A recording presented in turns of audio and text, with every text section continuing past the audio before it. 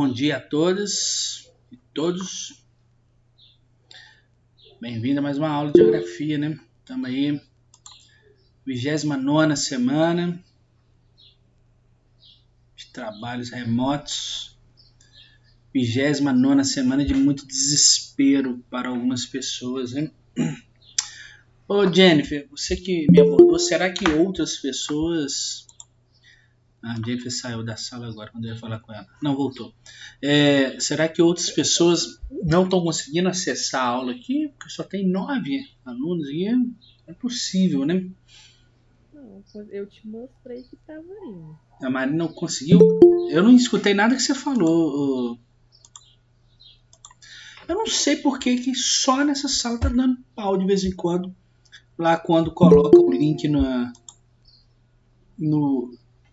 Bernoulli lá, eu acho que o pessoal estão me censurando, cara. Não sei. Pois é, aí eu já não sei se é uma coisa do Bernoulli, se é uma coisa minha, incompetência minha, se é uma incompetência do Google Meet. Porque é a segunda vez que dá isso com vocês, né? Ai, meu Deus. Mas enfim. Importante que acho que é do Bernoulli, se alguns conseguem acessar. Pois é, entender. Sei lá. De vez em quando o Bernoulli dá umas loucuras mesmo. Sexta-feira que eu crio as pastas referentes a outra semana, né? Os roteiros, por exemplo, sexta-feira agora eu vou criar as pastas para a semana que vem. E aí, às vezes eu acabo de criar uma pasta, de repente aparece lá uma aula, sem brincadeira, uma aula de inglês dentro da minha pasta, sempre. E não fui eu que coloquei, e não é da escola, não é, por exemplo, a Jerusa que colocou. Aparece lá uma professora de inglês do Bernoulli, não. Ah, que legal, que incrível, né? Às vezes, né, eu vou começar a usar a aula dela e vou colocar lá como se eu tivesse dado. A aula foi em inglês. A escola como é que chama aquela escola? É bilíngue, né? A escola é bilíngue. Então a aula de geografia aí foi em inglês. Ah, pelo amor de Deus. Aí eu tenho que ficar lá igual um imbecil apagando o negócio lá de vez em quando, velho.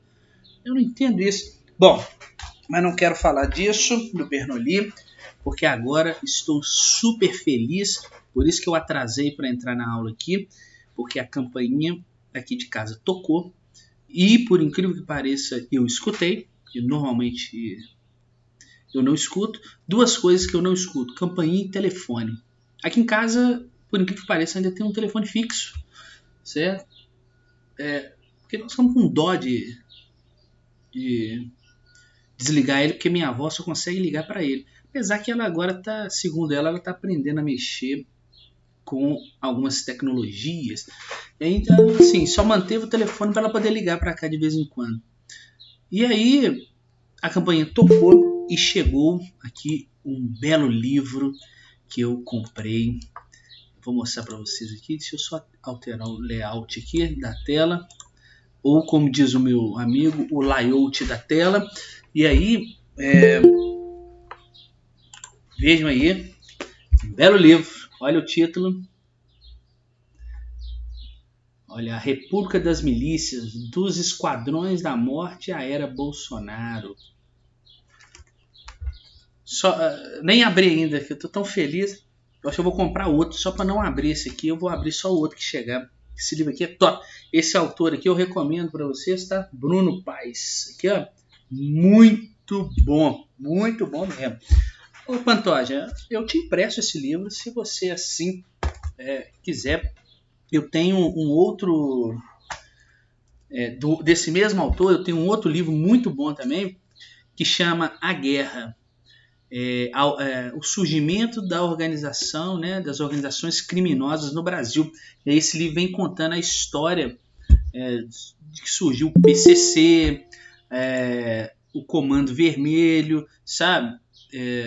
Muito legal, sabe? Muito legal. E agora ele traz esse belo livro aqui, né, da República das Milícias, no qual nós vivemos. E aí é bom que alguns autores já emitiram uma opinião sobre esse livro. E aí tem até aqui, olha só que interessante. Ele fala o seguinte: esta obra rouba a inocência a boa consciência nacional. Ninguém mais poderá dizer que não sabia. A história da nova república terá que ser contada de outro modo depois desse livro.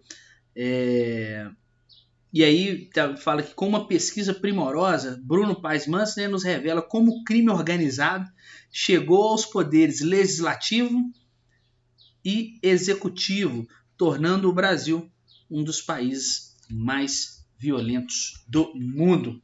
E aí, eu acho que eu nem vou dar aula hoje, que eu vou ficar lendo esse livro aqui. Vocês fiquem aí, vamos esperar dar os 50 minutos e eu vou terminar de ler o livro aqui, tá? E aí depois qualquer coisa vocês me chamam. Provavelmente. Ô, Jennifer, eu não tenho essa capacidade de corrigir as provas nessa rapidez. Eu até comecei a corrigir na sexta-feira mesmo, mas as da primeira série. Eu tenho esse método, assim, eu não consigo corrigir do nada. Eu começo a corrigir da terceira, depois pulo para a primeira, depois eu vou para a segunda. Se eu não fizer a coisa sequencial, primeira, segunda, terceira, é como se eu estivesse burlando o meu próprio sistema operacional que tem na minha cabeça aqui. Então eu estou terminando de corrigir as da primeira série. Dava até para corrigir tudo no final de semana, mas de uns tempos para cá eu me recuso a fazer qualquer coisa no final de semana que não seja de lazer, entendeu? Então eu não faço mais nada no final de semana, né? Que vai ocupar meu tempo com trabalho, essas coisas assim. Por mais que eu deveria fazer, né? Mas cansei. E aí eu vou... Mas você vai seguir as turmas ou você vai pular para a terceira série e depois vai para a segunda? Não, eu tô corrigindo a da primeira. Da primeira eu vou pra segunda. Ah, tá. Não, é porque tem alguns professores que eles corrigem da primeira, depois eles vão pra terceira e depois é pra segunda. Pois é, mas isso que eu tô falando aqui, porque eu acho que o seu negócio tinha caído. Eu não consigo fazer isso, sabe? Eu não consigo pular um negócio assim. Ou eu faço na sequência, ou eu não faço. Igual quando eu vou na academia, né? Tem lá a ordem dos aparelhos, né? Quando eu vou na academia, vocês entenderam aqui a frase. Então tem a ordem dos aparelhos lá. Eu não consigo pular, tipo assim, alguém tá fazendo, eu não consigo pular ele e depois voltar e fazer, não. Eu prefiro esperar, entendeu? Fazer porque é metódico, né? Ou idiota, né? Pode ser também. Já tem existe essa palavra. Então eu sou assim, eu não consigo fazer as coisas dessa forma. Bom, um comentário breve, rápido aqui com vocês, merece, né? Antes da gente... Mas eu não sei o que vocês se preocupam com prova, né? Porque... eu vou falar com vocês, não da segunda série propriamente, mas também, né? Mas não é o principal. Mas eu vou falar com vocês que eu tô cansado de corrigir tese de mestrado, tese de doutorado em prova. E aí, não sei se vocês se preocupam com nada, né? Todo mundo vai conseguir mesmo. Então, todo mundo vai conseguir, eu tô falando assim, aqueles, né, que copiam um texto na internet. Igual eu contei pra vocês, muitos textos que existem na internet, fui eu mesmo que escrevi, né? Porque eu já falei com vocês que eu trabalhei um bom tempo com isso, elaborando material para esses sites aí, de pesquisa, não sei o que e tal. Aí, às vezes, eu deparo com a minha própria resposta na prova, aí eu falo assim, uau, que incrível, né? Eu acho isso muito legal, é a tecnologia, né? O século XXI, né? Eu mesmo conseguindo responder a minha prova. E aí, ontem, eu até entrei eu tava no UOL Educação, né? Tava lá, fazendo uns negocinhos lá. Aí, lá tem um negócio assim, você lembra do seu oitavo ano? Né? Você se daria bem fazendo teste de novo do oitavo ano? Falei, poxa, eu vou fazer esse negócio aí, bicho. Será que eu tô ensinando, né? Eu ensino pro oitavo ano tanta coisa. E às vezes, será que eu sei alguma coisa do oitavo ano? Aí entrei lá, né? Tem 10 perguntas referentes ao oitavo ano, assim. E aí eu fiz eu errei 2, né? Obviamente de matemática, né? Porque eu não suporto matemática, né? Eu tive que fazer na engenharia, mas eu não gosto. E é por isso que eu não gosto do Brian. Eu converso com ele porque eu sou obrigado. E aí não existe matemática em trem de louco. Mas enfim, e aí... nesse contexto, eu acho que vale um comentário com vocês aqui. Tudo bem, Ana, não tem problema. Muita gente teve problema para entrar no link, tá?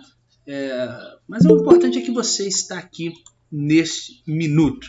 E aí, cabe, né, nós falarmos aqui um pouquinho sobre uma importante vitória que tivemos aqui em Belo Horizonte, né, da vereadora mais bem votada, da Duda.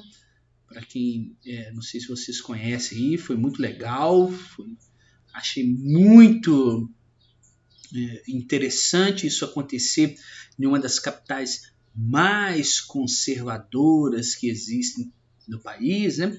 O Belo Horizontino se diz muito conservador, né? E conseguimos eleger aí, ou como diz, conseguimos eleger, né? A Duda Salabert. Eu não sei se todos conhecem a história dela aí. Ela é muito legal, viu? Uma pessoa muito acessível, muito gente boa. Ela estava ano passado lá na Miniona. Eu até assisti parte da palestra dela. E vamos ver. Tomara que dê muito certo. Ela vai encontrar muitos desafios. Ela foi a vereadora mais bem votada, né? De BH. E aí, eu não sei se vocês viram, o segundo mais votado de Belo Horizonte, aí já começam as minhas críticas, chama-se um menino, é um menino mesmo, Nicolas Ferreira. Vocês viram isso? Ele é do PRTB, né, o Partido Renovador Trabalhista Brasileiro. Não sei para que colocar brasileiro no final, né? Porque os partidos são todos daqui, né? É uma idiotice, né? Partido Brasileiro, né? Poxa, eu pensei que era espanhol. Mas aí, esse rapaz é um menino, um advogado formado pela Pontifícia Universidade Católica de Minas Gerais. Um menino nascido na cabana do pai Tomás, com infância extremamente pobre, difícil, de exclusão. E ele já entrou não, né? Porque nenhum deles entrou ainda. Mas a primeira declaração que ele deu no domingo à noite, dizendo, olha, a primeira coisa que o cara fala como ele, o segundo mais bem votado, foi assim: eu me recuso na Câmara dos Vereadores de chamar ele falou desse jeito, o vereador mais bem votado de ela, né? Abre aspas aí. Ele está se referindo a Duda Salabert, né? Porque ele falou assim: ela nasceu homem, independente do que ela acha que ela é, na certidão de nascimento dela tá que ela é homem. Então eu tenho que tratar ela como ele ou como vereador, né? Mas na Câmara, não sei o quê, em pleno século XXI, né? Claro, alguém falando isso, já que a gente vive a República das Milícias, né? Ele falando que não importa, olha a frase dele, não importa a opção sexual da pessoa. Poxa vida, em pleno século XXI, depois de um ano aí de pandemia, né? Depois de eleição, alguém falando de opção sexual, opção, isso, eu acho que nem existe mais essa palavra no português, né? Aí, não, pelo amor de Deus, opção, velho. Como se fosse opcional, né? A escolha. Hoje eu quero ser isso. Cara, a oportunidade de ficar calado foi perdida por ele. E, claro, perdida por mim também, de estar emitindo essa opinião em uma aula. Posso ser aqui crucificado. Bom, falávamos da Palestina, muito bem, Júlio, invadindo a existência da pessoa. É isso que eu não aguento, eu não aguento. Talvez, como o meu amigo disse, eu perguntei para ele, mas dado todos esses problemas do Brasil, qual é a saída para o Brasil? Ele me falou o aeroporto internacional de Guarulhos, né? Aí você pega um avião para qualquer lugar e não volta mais. Talvez essa seja a saída para o Brasil. Nas últimas aulas, nós falávamos aí sobre as raízes do conflito israelense. E hoje eu vou terminar esse conflito, obviamente, né, dizendo, nem vou abrir tela, nem nada disso. Hoje vai ser uma conversa aqui. Vou apenas narrar algumas coisas para vocês. Como eu disse, a região da atual Palestina, ela foi ocupada por diversos povos durante milênios aí, babilônios, assírios, macedônios, persas, são um dos exemplos aí para dizermos sobre essas ocupações. Os judeus, eu já expliquei toda a história desse povo para vocês, desses povos. Os judeus ocuparam a região aí da chamada Palestina por volta aí de 2000 antes de Cristo.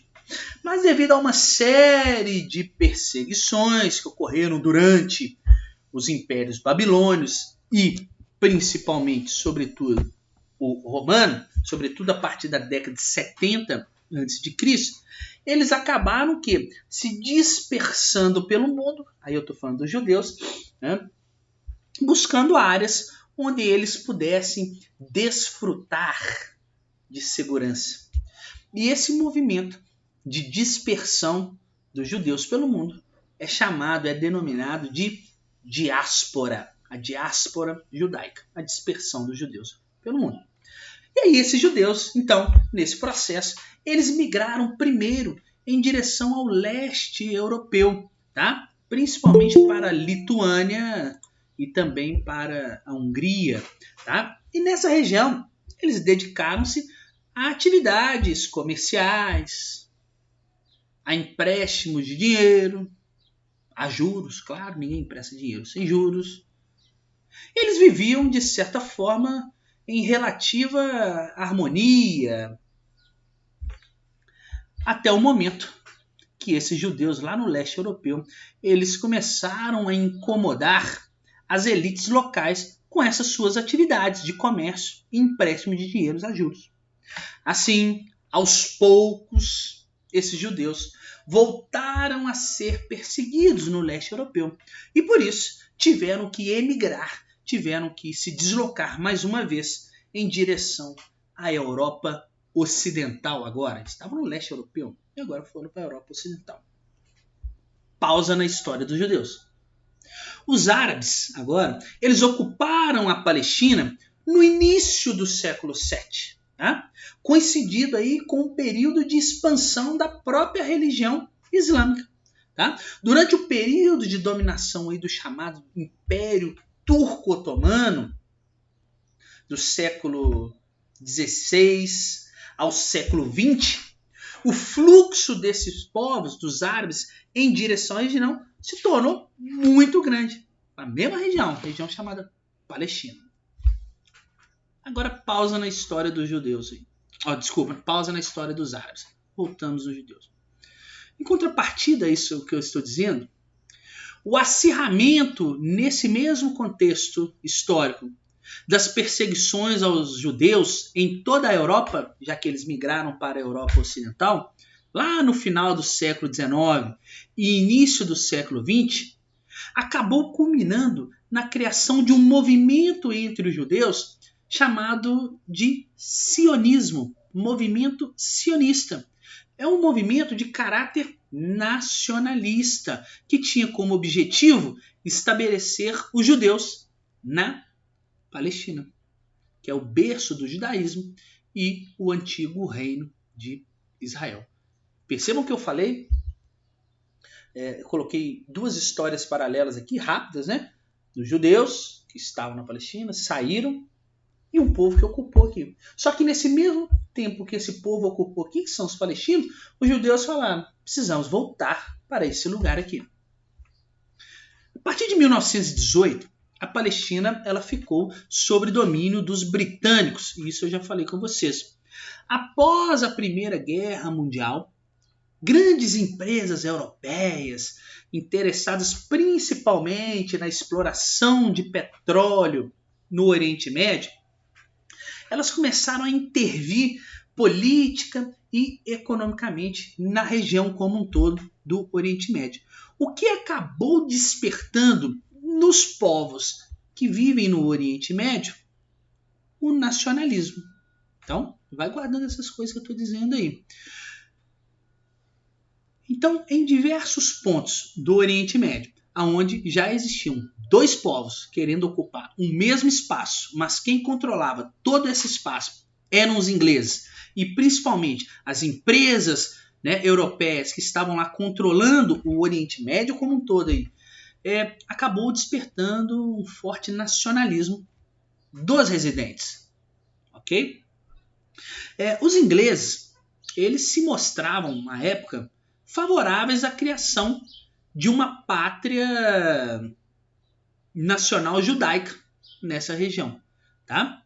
Nessa região que é estratégica, lembre-se, de ligação entre a Ásia, a África e a Europa.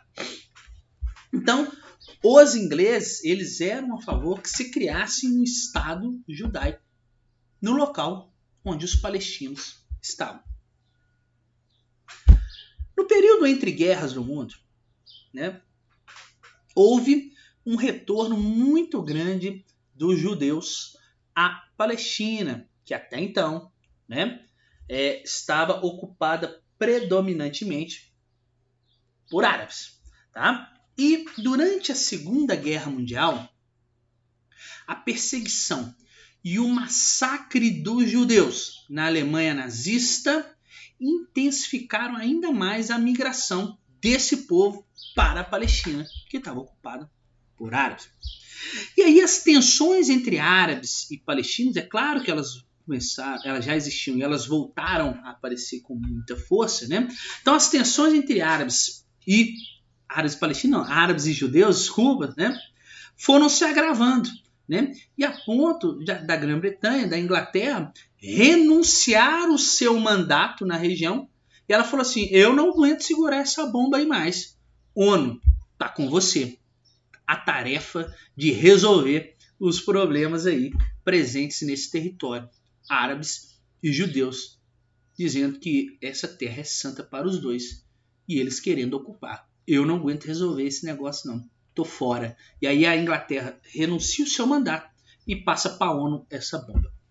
Nesse contexto, sendo assim, né, em 1947, a Organização das Nações Unidas aprovou o Plano de Partilha da região, né, mediante o qual o território foi dividido em dois estados nacionais, o Estado de Israel e o Estado palestino, além de uma zona neutra entre a criação desses dois estados, que era Jerusalém, né? Jerusalém que seria comandado pela ONU.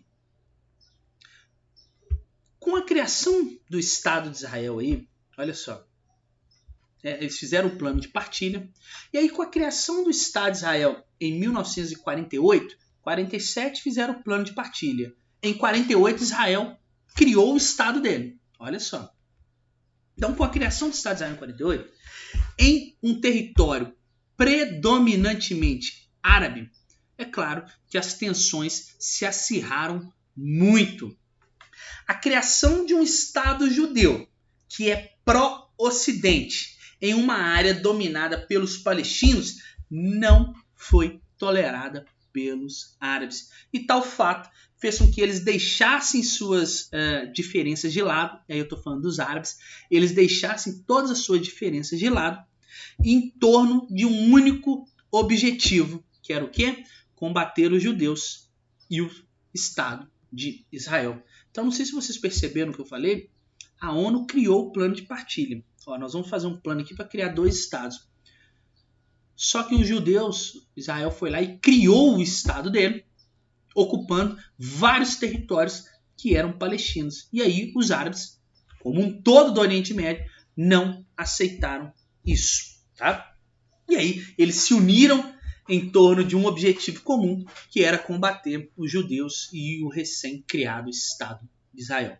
E a partir desse momento, as hostilidades no Oriente Médio elas se agravaram, né? E essa região se tornou um polo de tensões permanentes, de conflitos armados, em que a definição de fronteiras entre árabes e judeus somou-se aos problemas aí dos palestinos, que foram, quando Israel criou o seu Estado, os árabes, né, os palestinos, foram desalojados dos territórios que ocupavam. Como o Israel criou, ele era militarmente e mais organizado que os palestinos, ele tirou na força os palestinos que viviam em vários lugares aí do recém-criado Estado de Israel.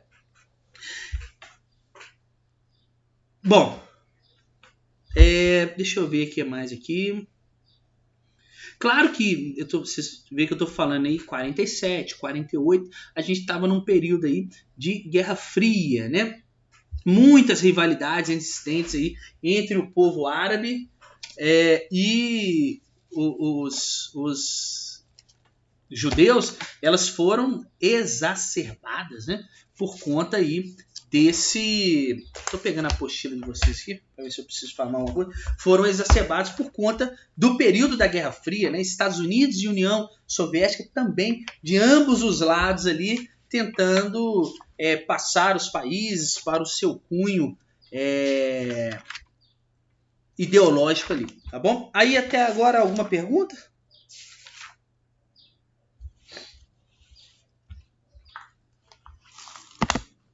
Não, tá tranquilo? Claro que nós tivemos diversas guerras aí, né, pessoal?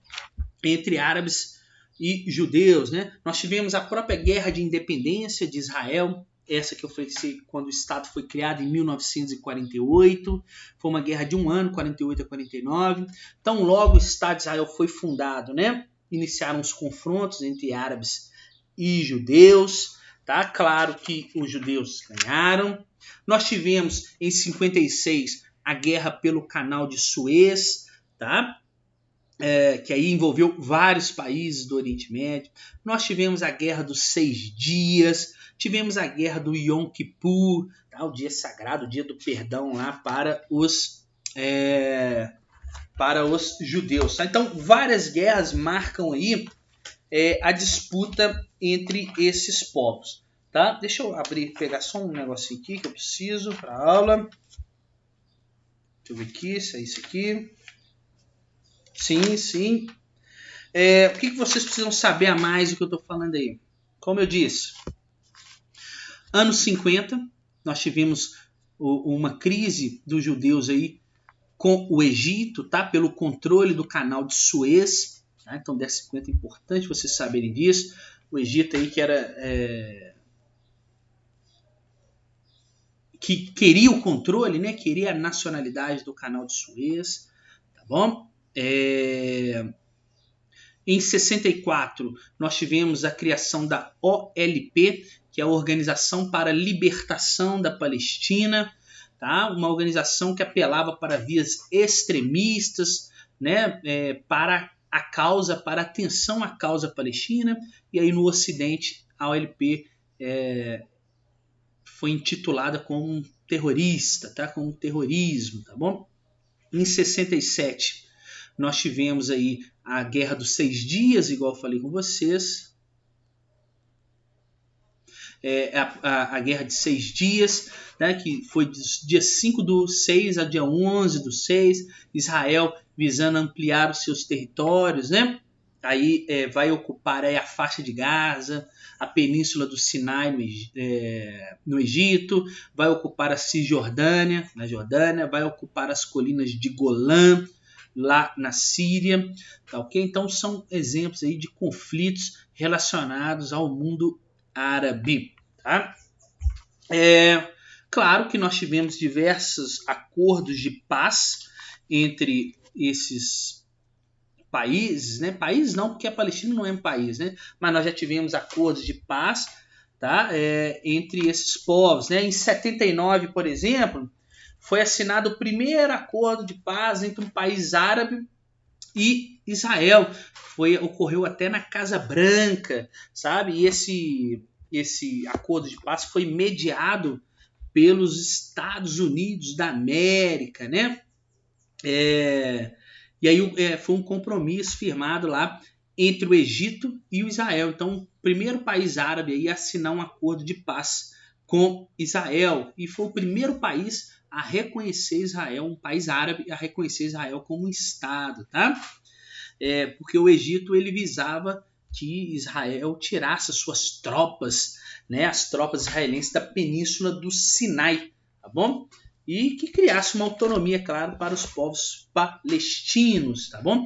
E aí, em decorrência disso, muitos países árabes, aliás, o mundo árabe rompeu relações com o Egito, tá? Porque eles viam o Egito como um traidor da causa aí, né, árabe, da causa palestina, tá bom? Tanto que o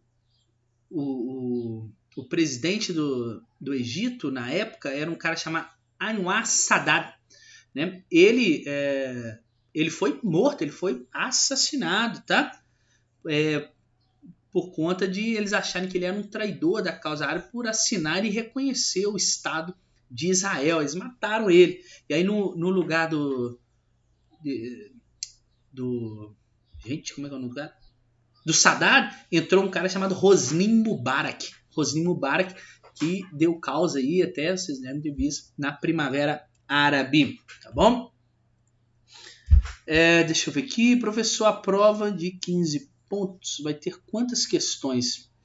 Nossa, Jennifer, não sei de qual não lembro não. Deve ser 12 questões. Devem ser 12 questões. Eu acho. Não sei, não lembro de qual não. Muita, nossa senhora. Nem me lembro disso. Só de pensar em ter que elaborar essa prova já me desanima até de viver. Ai. E o pior é corrigir, né? Depois. Mas isso é motivo de chorar, né? É mesmo. Mas eu não tenho certeza. Eu não tenho certeza, tá? Se são 12 mesmo. Mas vamos lá. Deixa eu ver se eu preciso falar mais algum acordo de paz aqui. Então teve esse primeiro acordo de paz, é chamado acordo de paz de Camp David, né, que o Egito reconheceu e tomou um sacode depois, porque o mundo árabe não aceitava isso. Nós tivemos na década de 80, por exemplo, né, a confirmação do imperialismo israelense, tá, com o Israel invadindo o sul do Líbano, tá? Inclusive vários libaneses se refugiaram no Brasil. É por isso que nós temos aqui muitos libaneses no Brasil, porque Israel invadiu o sul do Líbano. E nesse contexto, nós vamos estudar isso no Oriente Médio 2, surgiu até um grupo terrorista chamado Hezbollah. O Hezbollah, que quer dizer Partido de Alá, né, que foi um grupo que surgiu para combater a presença israelense no sul do Líbano. De 1987 a 1988, nós tivemos um processo no mundo árabe chamado de Intifada. Intifada foi uma série de revoltas e resistência dos árabes, né, dos palestinos, né, com paus e pedras. Lá o exército israelense lá com metralhadora, com revólver, bala, canhão, avião, e os palestinos tentando resistir através da intifada com paus e pedras. Mais recente, em 93, nós também tivemos aí um acordo de paz assinado entre o mundo árabe e os judeus, né? Foi o acordo de Oslo, tá? Que foi intermediado pelos Estados Unidos também. Esse acordo de Oslo tinha na figura do Bill Clinton, o presidente dos Estados Unidos, intermediando. De um lado, o Yitzhak Rabin, que era até então o chefe de Estado do Egito, e do outro lado, um cara muito legal que já morreu, chamado Yasser Arafat, que era o líder da OLP, aquela organização que eu falei para vocês que o Ocidente gosta de chamar de terrorista. E aí eles fizeram um acordo, né, no qual Israel se comprometia a retirar os assentamentos judeus da faixa de Gaza, da Cisjordânia, que são todas áreas palestinas, passando gradativamente o controle para os palestinos. Sabe o que aconteceu? o mundo viu isso aí em 93, né? Falou, não, agora vai resolver a situação. Já que os judeus vão sair desses assentamentos, né? Vão tirar esses assentamentos judaicos. Né? Assentamento judaico é o seguinte, no meio do território palestino, os judeus começaram a construir bairros só de judeus e murar e não permitir que os palestinos mais circulassem. Então os palestinos estavam só se isolando dentro do seu próprio território. E aí, quando Israel, né, o Yitzhak Rabin, falou que ia tirar esses assentamentos, né, tirar esses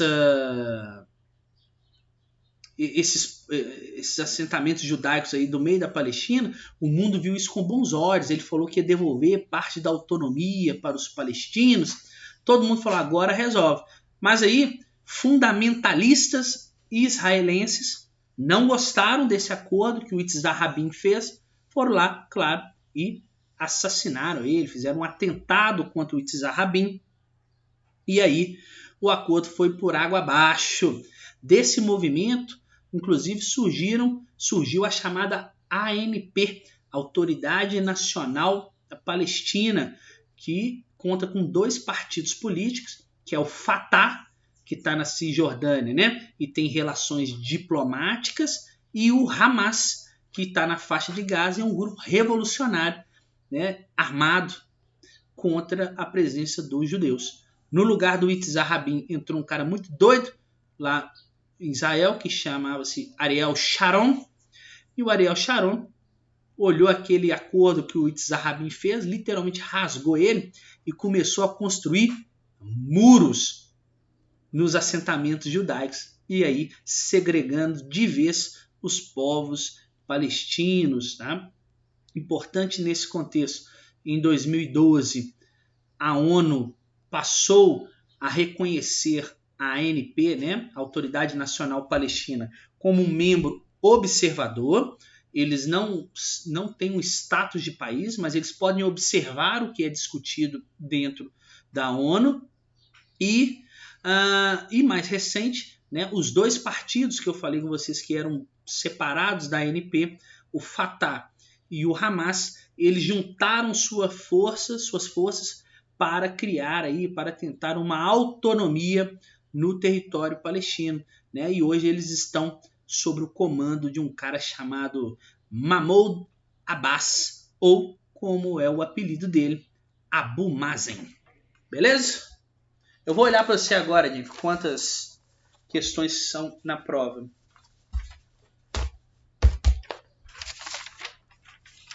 Beleza aí sobre a história de Israel e Palestina, dos conflitos.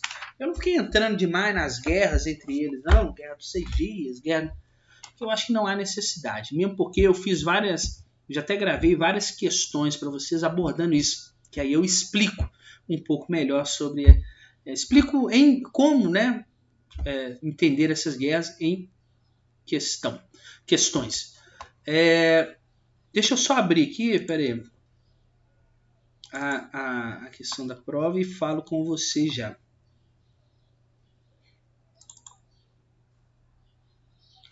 Só um minutinho, avaliação final, pontuação 15, 10 questões. 10 questões, tá bom, Jennifer? 15 pontos, 10 questões. Ana Letícia, Negão, você está melhor? Ana Letícia, não muito. Ainda continuo um pouco abatido nos últimos dias. Mas a gente segue, né? A gente tem que seguir. A gente não pode desanimar. Aliás, desanimado eu tô, né? A gente não pode desistir. Na verdade. Vou fazer agora, Giovana. Só um minutinho. Peraí, só estou organizando isso. São 10h32 ainda, né? Por incrível que pareça, hoje eu consegui falar tudo em um tempo recorde. A gente termina a aula mais cedo, né? Se for o caso. Vamos lá, vou abrir a chamada aqui. Eu desisti para os fatos, né? O ideal é nem tentar, né? É aquele negócio, né, Letícia? Não sabendo que ia piorar, né? Foi lá e soube, né? Eu vou ter piedade, o Pantoja. Olha minhas provas nos últimos dias. vocês têm percebido que tem que ser provas muito fáceis, né? Nada fora do contexto que nós estamos discutindo aqui. Luiz, vai ter quantos vai ter que ser até qual letra? Oi? Se são 10 questões numa prova de 15 pontos, ou as questões vão valer até demais, ou então eles vão colocar de A até E pra gente. Ah, deixa eu ver, isso eu não olhei, Jennifer. Deixa eu ver quantas questões terão que ser, né? Porque 15 pontos distribuídos em 10 questões é uma coisa demais. Deixa eu ver aqui. 15 pontos, 10 questões. Não, são 12 questões, Júlio. Ah, tá. Eu que li errado. Não, é porque tem duas informações aqui. Tem 10 e 12, mas são 12. 7 questões abertas. Contém 4 dessa com A e B. Nossa, meu Deus. Tá. Deus Não vai Deus. ser tão pesado os pontos. Oi? Não vai ser tão pesada a distribuição de pontos. Deixa eu ver. 15 dividido por 12. Em média, 1,25, né, para cada questão. Mas as nossas provas de 12 pontos do ano passado era isso, era 1,25 para cada questão, se não me engano. Sim, eu vou fazer uma prova no qual vocês têm que responder só sim ou não, tá? Não vem colocar verdadeiro ou falso? Responder, não. Oi? Verdadeiro ou falso agora? Verdadeiro ou falso. Tipo assim, nós vamos colocar assim, é verdade que o professor de geografia continua lindo? Sim. É verdade que ele é humilde? Sim. Aí vai nesse processo, tá? Não vale justificar, né? Ele é bonito. Tô abrindo a chamada aqui, tá, João? Não vale querer justificar aí por quê, tá? Senão nós vamos ter tempo para corrigir isso. Vamos lá. Eu vou fazer a chamada aqui, por favor. Aqueles que responderem no chat, quem está com o microfone, me avise, please. Ana Carolina Gomes Pantoja. Presente. Ana Laura de Almeida Souza, deve ser Reis, né? Porque tá faltando. No chat. Ana Letícia Arcanjo Basílio. Arcanjo, isso parece até uma ironia do destino. Presente. Ana Luísa Alves Rabelo. Foi a Ana Luísa que falou que chegou atrasada aqui, não foi? Não, essa foi a Ana Laura. Ana Laura. A Ana Luísa estava aí também, mas enfim. Diego Henrique Rocha. No chat. Eduarda Áurea Soares Ela mandou Lima. no chat, professor. Eduardo Ana Luísa mandou no chat. mandou, né? Cadê o Eduardo Medeiros? Eduardo mandou. Emily Viana de Moraes. Esther Nicole dos Santos. No chat. Gabriel Augusto Silva. No chat. Giovana Santos Miranda. Manda um grande abraço para sua irmã, viu, Giovana? Saudade dela. Tá no chat aí ainda? Agora já saiu. Ela acabou de te responder. Tá. Isabelle Félix. Eu não sei chat. falar o último nome, Isabelle, por isso que eu não falei. Jennifer Caroline. Presente. Nome composto, né? João Matheus. No chat. João Paulo. Presente. Júlia Luísa, que no 8º ano estava presente. Laísa de Sena. Chique, velho. No chat. Lara Vaz, reclamona. Tá aí? Não é possível que a Lara... No chat. Agora o Lucas Parreira. No chat.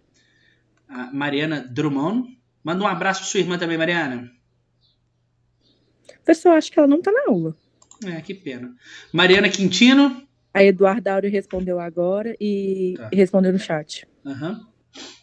Beleza. Mariana Quintino também não? No chat. Tá, desculpa. Marina Rodrigues Soares. Presente. Marina de cabelo novo agora. Tá chique, né, Marina? Deu um tapa no visu. Rebeca Carolina. No chat. Tiago Moraes. O Vinícius Gonzaga. No chat. Quem? Vinícius? Tiago. E o Vinícius tá aí não? O jogador? Não, ele tá. Eu não sei se ele respondeu. E a Yasmin Ingrácio. No chat. Beleza. No chat. Então é isso, né? Acabamos a aula, mais uma vez. Se não tiverem dúvidas, né? Qualquer coisa, me procurem aí também. Falou? Tchau pra vocês. Valeu. Muito obrigado. Tamo junto. Falou.